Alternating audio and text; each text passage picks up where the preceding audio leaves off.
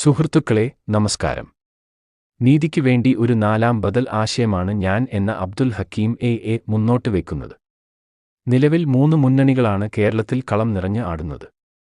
ഇവർ തമ്മിൽ പരസ്പര അന്തർധാരകളുമുണ്ട്.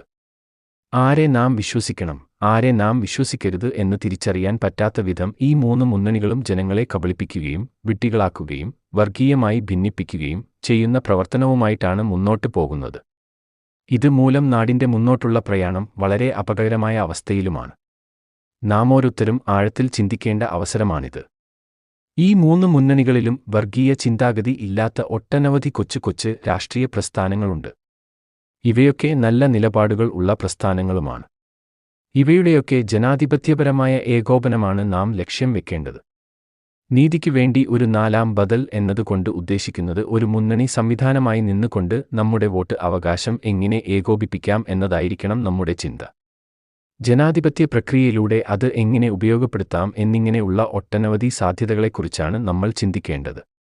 നിഷ്പക്ഷവാദികളായ നമ്മൾ പരസ്പരം കലഹിച്ചിട്ട് നമ്മുടെ വോട്ടുകൾ തന്നെ നാം വിഘടിപ്പിച്ച് മറ്റുള്ളവർക്ക് വിജയം ഒരുക്കി കൊടുത്തിട്ട് നാം എന്ത് ജനാധിപത്യ രാഷ്ട്രീയത്തെക്കുറിച്ചാണ് സഹായിക്കുന്നത് എന്ന് നാം ചിന്തിക്കേണ്ടിയിരിക്കുന്നു. പല കൈകൾ കൂടി ചേരുമ്പോഴാണ് നമ്മുടെ ശക്തി നമ്മൾക്ക് മനസ്സിലാക്കുവാൻ കഴിയുക.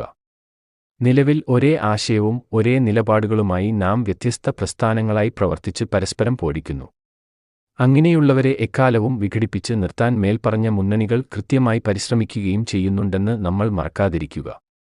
ഇതൊക്കെ തിരിച്ചറിഞ്ഞുകൊണ്ട് പരസ്പര ധാരണയോടെ പരസ്പരം വിട്ടുവീഴ്ചകൾ നടത്തിക്കൊണ്ട് ഒരുമിച്ച് ഒരു നാലാം ബദലാകാൻ നമ്മൾക്ക് ശ്രമിച്ചുകൂടെ എന്ന് എല്ലാവരും ഒന്ന് ചിന്തിക്കേണ്ടതുണ്ട്.